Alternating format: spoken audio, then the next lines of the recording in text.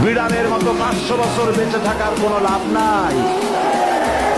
সিংহের মতো 1 ঘন্টা বাঁচতে চাই।